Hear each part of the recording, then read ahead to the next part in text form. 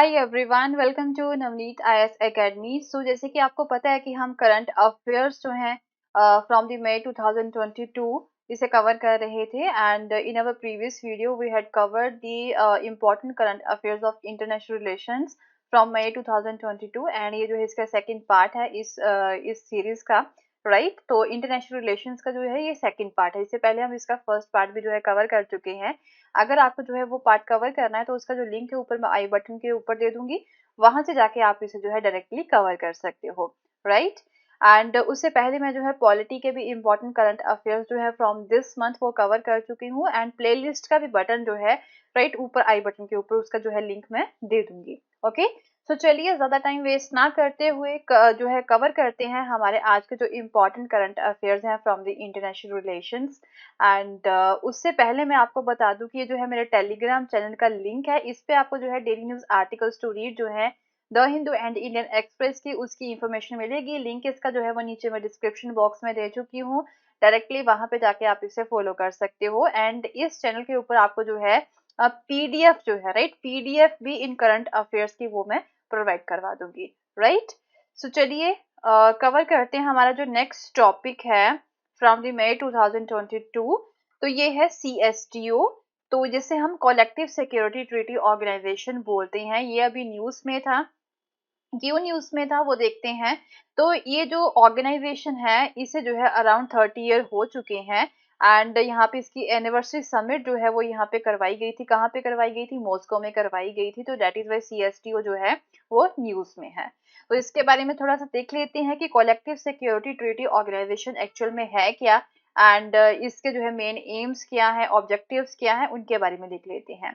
तो CSTO जो है इसके नेम से ही हमें पता चल रहा है दैट सिक्योरिटी ट्रीटी ऑर्गेनाइजेशन। तो ऑब्वियसली ये सिक्योरिटी को लेके है। तो ये जो है क्या है, ये क्या होगा, ये मिलिट्री अलायंस ही होगा, राइट। यहाँ से भी जो है आपको थोड़े से लॉजिक जो है बेस के ऊपर आपको जो अपनी थिंकिंग है वो बनानी होगी। तो इसके नेम से हमें यहाँ पे पता चल जाता है कि ये सिक्योरिटी ट्रीटी ऑर्गेनाइजेशन है। तो ये क्या है, ये एक मिलिट्री अलायंस होगा। तो ये जो है ऑब्वियसली एक इंटर गवर्नमेंटल मिलिट्री अलायंस है 6 कंट्रीज का, जो कि 2002 में जो है ये इफेक्ट में आया था।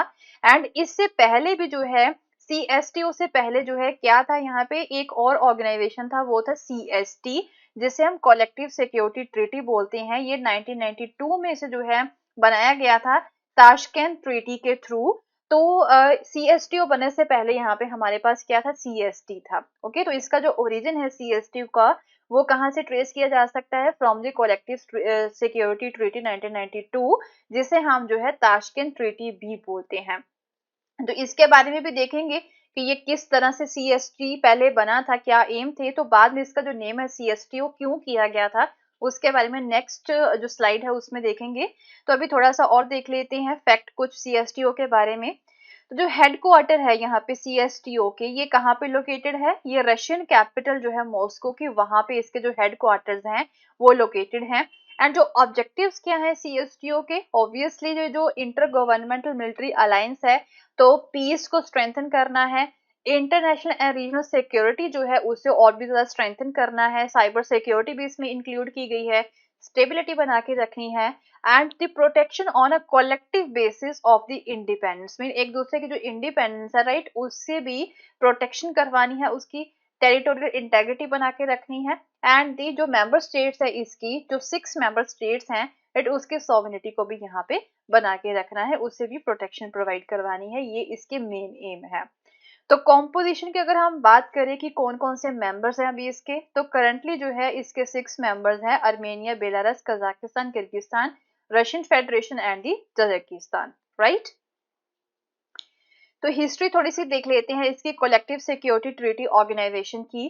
तो एक्चुअल में क्या था that the CSTO began out of the structure of the commonwealth of independent states, right. तो ये जो इंडिपेंडेंट स्टेट्स थी ना राइट, जो ईस्टर्न यूरोप में जो कुछ इंडिपेंडेंट स्टेट्स थी, तो उन्होंने जो है ये पहले CIS बनाया था, जिससे कॉमनवेल्थ ऑफ इंडिपेंडेंट स्टेट्स का जो है एक स्ट्रक्चर था। Initially was the collective security treaty, right. तो ये जो कॉमनवेल्थ था इंडिपेंडेंट स्टेट्स का, इन्होंने जो है यहाँ पे पहले CST बनाया था। ओके, आपको पता चल गया होगा अभी यहाँ पे कि सीएसटीओ बनने से पहले यहाँ पे सीएसटी था, तो ये कौन सी कंट्रीज थी इसके मेंबर्स, जो इंडिपेंडेंट स्टेट्स थी, राइट, वो जो है यहाँ पे इसकी मेंबर्स हुआ करती थी।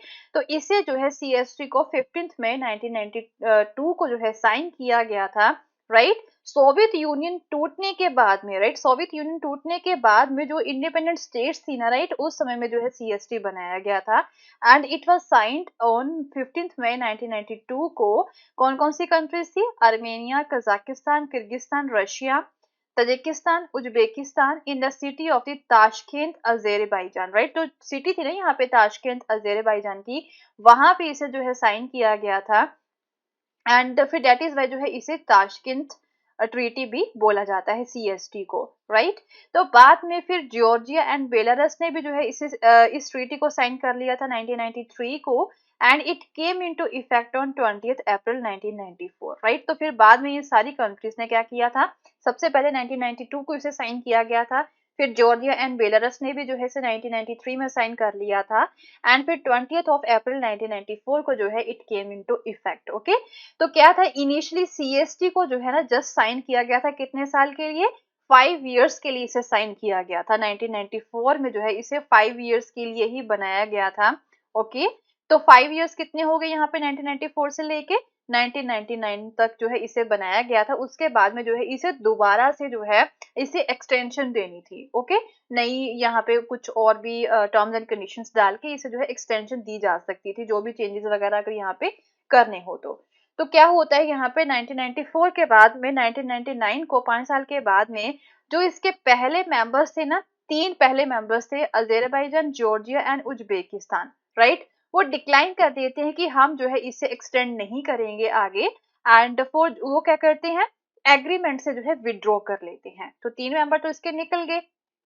तो इन 2002 में जो रिमेनिंग 6 मेंबर्स थे, फिर उन्होंने क्या किया कि अब हमें क्या करना है, अब इसका जो है थोड़ा सा पुनर्गठन हमें करना है। तो वो 2002 में क्या करते हैं, ये जो ऑर्गेनाइजेशन थी सीएसटी, ओके, जो कि कब बनी थी यहाँ पे हमारे पास 2000 सॉरी यहाँ पे 1992 को बनी थी।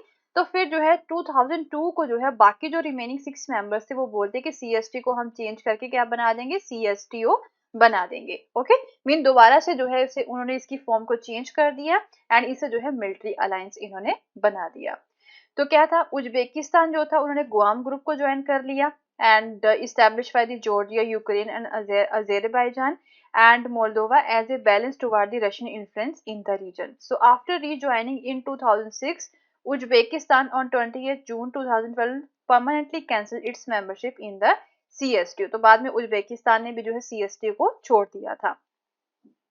तो फिर सीएसटीओ का Nikolai Bordyuzha was appointed the secretary general of the new organisation. And CSTO जो है it is an observer organisation है, किसकी? यूनाइटेड नेशन जनरल असेंबली की, किसकी? यूएनजीए की जो है ये क्या है, ये इसकी ऑब्जर्वर ऑर्गेनाइजेशन है। तो अभी आपको पता चल गया होगा कि सीएसटीओ किस तरह से बना था। ये पहले कुछ कॉमनवेल्थ ऑफ इंडिपेंडेंट जो स्टेट्स थी, सीआईएस स्टेट्स थी, उन्होंने जो है इसे यहाँ पे बनाया था सोवियत यूनियन भंग होने के बाद में, राइट। इसे जो है एज ए सीएसटी बनाया गया था एंड 1994 में इसे जो है फाइनली जो है इफेक्ट में ये आ गया था। 5 साल के लिए बनाया गया था, बट 1999 में इसके जो कुछ मेंबर्स है वो इसे छोड़ देते हैं। तो बाकी जो रिमेनिंग मेंबर्स है इसकी जो फॉर्म चेंज करके इसे सीएसटीओ बना देते हैं। इसे जो है क्या बना देते हैं, वो एक मिलिट्री अलायंस बना देते हैं, राइट। सो अब इसकी मेंबरशिप का क्या मतलब है, अगर कोई भी कंट्री इसकी मेंबर है तो इसका मतलब क्या है, उसे जो है क्या क्या चीजें अपने माइंड में रखनी होगी। So CSTO membership means that member states they are barred from joining other military alliance. अगर कोई भी कंट्री जो है सीएसटीओ की मेंबर है, क्योंकि जो है ये क्या है, ये मिलिट्री अलायंस है, ओके। तो कोई भी कंट्री जो है वो अगर इस सीएसटीओ की मेंबर है तो वो कोई दूसरा मिलिट्री अलायंस जो है वो ज्वाइन नहीं कर सकती है। फॉर एग्जाम्पल अगर कोई कंट्री यहाँ पे नाटो को ज्वाइन करना चाहे, नाटो भी जो है वो भी एक मिलिट्री अलायंस है, तो अगर ये कोई भी कंट्री जो इसकी मेंबर है वो यहाँ पे नाटो को ज्वाइन करना चाहे तो वो नहीं कर सकती है। सो मोस्ट इम्पोर्टेंटली क्या था यहाँ पे कि जितने भी मेंबरशिप है उन्हें यहाँ पे एक तरह से सिक्योरिटी एश्योरेंस दिया गया है। एक तरह अगर कोई भी थर्ड पार्टी कंट्री जो है, जो भी कंट्री यहाँ पे सीएसटीओ की मेंबर नहीं है, ओके, कोई भी कंट्री अगर जो CSTO की मेंबर नहीं है तो वो इसकी मेंबर CSTO की मेंबर कंट्री के ऊपर हमला करती है तो सारी कंट्रीज जो है वो उस कंट्री की हेल्प करेगी, उससे सिक्योरिटी अश्योर की गई है। So in the CSTO, aggression against one signatory is perceived as aggression against all. तो अगर CSTO की ही कोई एक मेंबर कंट्री, मेंबर वन जो है, अगर वो मेंबर टू के अगेंस्ट कोई एग्रेशन करता है तो इसका ये मतलब होगा कि उस वन कंट्री ने, नंबर वन कंट्री ने बाकी सारी कंट्रीज के ऊपर अगेंस्ट जो है यहाँ पे एग्रेशन दिखाया है। तो it is however remains unclear whether this future works in the practice और नॉट, राइट। तो ये भी पता नहीं है कि फ्यूचर में ये काम करेगा या नहीं करेगा CSTO, राइट। तो अभी ये न्यूज में था। तो जो नेक्स्ट टॉपिक है वो है पैलेस्टीन इशू। इंडिया पैलेस्टीन जो रिलेशंस है वो न्यूज में है। क्या हुआ है यहाँ पे कि जो unresolved Palestine issue could be a factor in the India-Israel relationship, but it does not diminish और negate the partnership between the two country। ये किसने कहा है? ये इजराइल के कॉन्सुल जनरल जो है बेंगलुरु में आए थे उस समय में ये बोला था। ओके, तो दैट इज वाई जो है अभी जो पैलेस्टीन इशू है वो भी न्यूज में है। तो इजराइल एंड पैलेस्टीन कन्फ्लिक्ट के बारे में थोड़ा सा देख लेते हैं, इसकी बैकग्राउंड क्या है। हिस्टोरिकल बैकग्राउंड जो है वो पढ़नी हमारे लिए इंपॉर्टेंट हो जाती है। तो ये जो कन्फ्लिक्ट था ना, इजराइल एंड पैलेस्टीन कन्फ्लिक्ट जो था, राइट, ये अराउंड 100 साल पहले जो है ये अराइज हुआ था। किन के बीच में? एक तरफ से ज्यूज, दूसरी तरफ से अरब्स, राइट। एंड एक छोटा सा जो लैंड का पीस है between the Jordan river and the Mediterranean sea, उसको लेके जो है ये कन्फ्लिक्ट स्टार्ट हुआ था between these two parties, that is the Jews and the Arabs के बीच में। ओके, 1882 से लेके 1948 के बीच में। And when the Jews from around the world gathered in the Palestine. अब क्या होता है कि इस समय में क्या था कि ज्यूज जो थे वो सारे पैलेस्टीन में आके इकट्ठे हो गए थे। एंड इस मूवमेंट को क्या बोला गया था? इस मूवमेंट को जो है अलायंस बोला गया था। Okay, then in 1917 Ottoman empire जो है वो वर्ल्ड वॉर वन में खत्म हो जाती है। तो फिर यूके जो है वो पैलेस्टीन को कंट्रोल में कर लेती है, राइट। जो जब यहाँ पे ऑटोमन एम्पायर थी उस समय में सारे ज्यूज जो थे वो कहाँ पे आ गए थे? वो पैलेस्टीन में आ गए थे। बट हाउएवर जो अरब्स हैं वो पैलेस्टीन के रेजिडेंट हैं, तो ये चीज अरब्स को पसंद नहीं है, तो वो ज्यूज को यहाँ से निकालना चाहते हैं।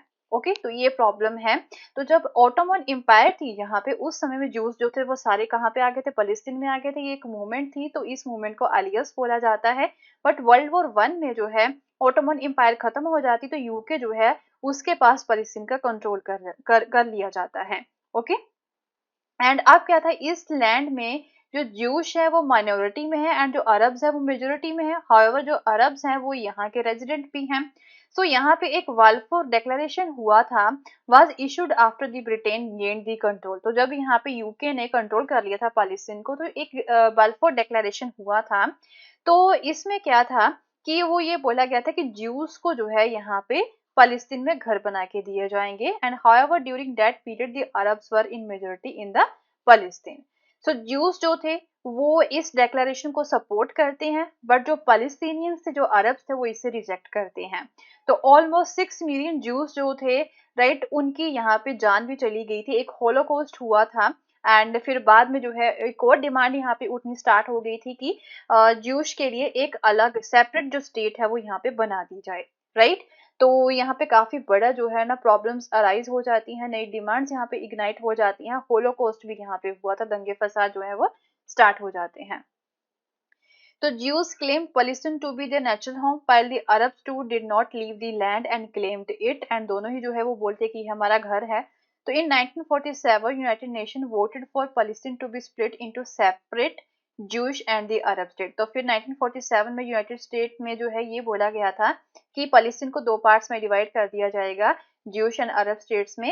एंड जो जेरूसलम होगा वो क्या होगा? वो एक इंटरनेशनल सिटी होगी, मीन वो दोनों को ही दे दी गई थी। ओके, एंड ये जो प्लान था वो ज्यूइश लीडर्स के द्वारा एक्सेप्ट कर लिया गया था, बट अरब्स जो हैं वो इसे फिर से रिजेक्ट कर देते हैं। एंड फिर ये वाला जो प्लान था वो कभी इम्प्लीमेंट ही नहीं हुआ था। ओके, तो ये प्रॉब्लम है। एंड अब्राहम अकॉर्ड जो है वो भी एक ही यहाँ पे साइन किया गया था between the Israel, United Arab Emirates and the Bahrain, and is mediated by the USA. तो इन तीन कंट्रीज के बीच में जो है एक अब्राहम अकॉर्ड जो है वो यहाँ पे साइन किया गया था। एंड इसमें मेडिएशन किसने की थी? यूएसए ने की थी। तो ये पहला अरब इजरायली पीस था जो कि 26 इयर्स के लिए जो प्रॉब्लम्स यहाँ पे चली आ रही थी उसे खत्म करने के लिए साइन किया गया था, क्योंकि ये जो सारे यूएई, बहरीन, ये सारी क्या है, ये अरब कंट्रीज ही हैं। तो Israel and in Arab countries के बीच में ये एक शांति स्थापित करने के लिए अकॉर्ड को साइन किया गया था। So as per the agreements the UAE and Bahrain will establish, अब क्या होगा इस एग्रीमेंट के थ्रू यूएई एंड बहरीन जो है वो यहाँ पे इजराइल में एम्बेसीज एंड जो एक्सचेंज एम्बेसडर्स है वो एक तरह से बैठाएंगे, एंड वो इजराइल के साथ मिलकर काम करेंगे across the number of sectors, जैसे कि tourism, trade, health care and security हो गया। एंड इवन अब्राहम अकॉर्ड के थ्रू क्या होगा कि मुस्लिम्स के लिए भी जो है डोर्स ओपन हो जाएंगे कि वहां पे उनकी कुछ एक हिस्टोरिक साइट्स हैं इजराइल में, तो वहां पे जाके वो प्रे कर सकते हैं, जैसे कि अल अक्सा मॉस्क्यू है जेरूसलम में, जो कि थर्ड होली साइट है इस्लाम की, राइट। तो फिर ये थोड़ा सा यहाँ पे पीस मीन शांति लाने की कोशिश की गई थी, सो डेट की दूसरी अरब कंट्रीज के साथ इनके जो है क्या रिलेशन बनाने की कोशिश की गई थी, सो डेट की यहाँ पे इजराइल में शांति स्थापित की जाए, राइट। सो अभी बात कर लेते हैं इंडिया इजराइल रिलेशंस की। तो डिप्लोमेटिक रिलेशंस हैं, हर एक सेक्टर में यहाँ पे रिलेशंस है, इजराइल के साथ अच्छे संबंध है इंडिया के। तो दो India officially recognised Israel in the 1950 and the two countries established full diplomatic ties only on the 29 जनवरी 1992। तो जो ये संबंध यहाँ पे बने थे इन दोनों कंट्रीज के बीच में वो 1992 में ही बने थे officially. Okay, so India was among 164 UN member state to have diplomatic ties with the Israel. तो इजराइल के साथ जो है कुछ 164 यूनाइटेड नेशन कंट्रीज के टाइज हैं, डिप्लोमेटिक टाइज है, उनमें से इंडिया भी है। तो नेक्स्ट होगी economic and commercial, and from US dollar 200 million in 1992, bilateral merchandise trade stood at US dollar 4.14 billion, and during the period of April 2020 से लेके February 2020 तक, एंड जो बैलेंस ऑफ ट्रेड है वो इंडिया के फेवर में ही है, मीन इंडिया जो है वो एक्सपोर्ट ज्यादा कर रहा है to the Israel and import जो है वो कम कर रहा है। ओके, सो इसे बोलते हैं बैलेंस ऑफ ट्रेड। तो बैलेंस ऑफ ट्रेड क्या होता है ये भी आपको टर्म पता ही होगी। बैलेंस ऑफ ट्रेड में जो है इंपोर्ट एक्सपोर्ट देखे जाते हैं, तो यहाँ पे बोला गया है कि बैलेंस ऑफ ट्रेड जो है वो इंडिया के फेवर में है। इंडिया के फेवर में मतलब क्या हुआ यहाँ पे कि एक्सपोर्ट इंडिया जो है ज्यादा कर रहा है एंड इम्पोर्ट जो है वो कम कर रहा है। सो डायमंड्स में भी यहाँ पे ट्रेड हो रहा है, 50% ऑफ बायलेटरल ट्रेड जो है वो डायमंड्स में होता है। एंड उसके बाद में इंडिया जो है वो इजराइल का थर्ड लार्जेस्ट ट्रेड पार्टनर है पूरे एशिया में, एंड सेवंथ लार्जेस्ट है ग्लोबली। काफी अच्छे संबंध है इंडिया की इजराइल के साथ। तो नेक्स्ट डिफेंस की बात करें तो मिलिट्री इक्विपमेंट्स जो है वो इजराइल से खरीदता है इंडिया, एंड ये जो रशिया के बाद में इजराइल जो है वो सेकंड सप्लायर है इंडिया को फॉर दी डिफेंस। डिफेंस के जितने भी यहाँ पे इक्विपमेंट्स है ना, राइट, वो यहाँ पे सप्लाई करता है आफ्टर दी रशिया।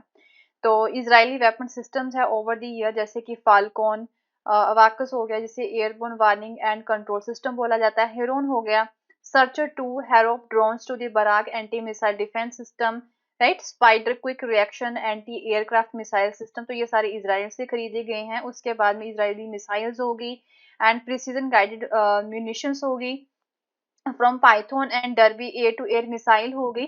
तो ये सारे जो है इजराइल से ही खरीदे गए हैं। एग्रीकल्चर की अगर हम बात करें तो रिसेंटली मई 2021 में एक 3 ईयर वर्क प्रोग्राम एग्रीमेंट जो है वो साइन किया गया है एग्रीकल्चर में डेवलपमेंट के लिए। एंड क्या था यहाँ पे कि जो एग्जिस्टिंग सेंटर ऑफ एक्सीलेंस है ना उसे ग्रो करना है, नए सेंटर और भी ज्यादा यहाँ पे इस्टेब्लिश करने हैं, एंड सेंटर ऑफ एक्सीलेंस की जो वैल्यू चेन है उसे इंक्रीज करना है, एंड ये जो सेंटर ऑफ एक्सीलेंस है इसे सेल्फ सफिशिएंट मोड में लेके आना है, and private sector companies and उसके बीच में यहाँ पे कोलैबोरेशन को इनकरेज करना है। आफ्टर साइंस एंड टेक्नोलॉजी की बात करें तो उसमें भी जो है R&D में भी जो है इन दोनों कंट्रीज के बीच में काफी अच्छे संबंध है।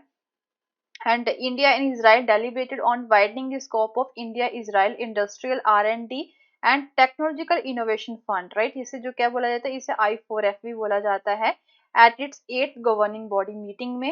एंड I4F क्या है, ये कॉपरेशन है इन दो कंट्रीज के बीच में to promote, facilitate and support the joint industrial R&D projects, right. Mean जो है प्रमोट करना है, फैसिलिटेट करना है, सपोर्ट करना है joint industrial R&D प्रोजेक्ट्स को between the company from India and Israel, so that की जो फोकस सेक्टर्स हैं, जो एग्रीड फोकस सेक्टर्स हैं R&D के, उसके जो चैलेंजेस है उन्हें मीट किया जा सके, राइट। सो दिस वन, ये जो एरिया आप यहाँ पे देख पा रहे हो, छोटा सा एरिया जो है अभी इजराइल के पास है, तो इसे जो है डिवाइड करने की जो है कोशिश की जा रही है। मीन यहाँ पे जो है काफी प्रॉब्लम चल रही हैं between the Jews and the Arabs के बीच में। ओके,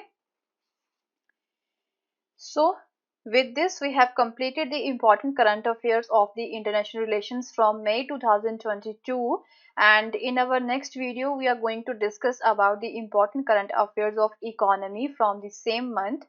So अगर आपको मेरा कोर्स पसंद आया तो इसे शेयर करना ना भूलें, and don't forget to subscribe my channel. Thank you so much. Have a nice day. Bye bye.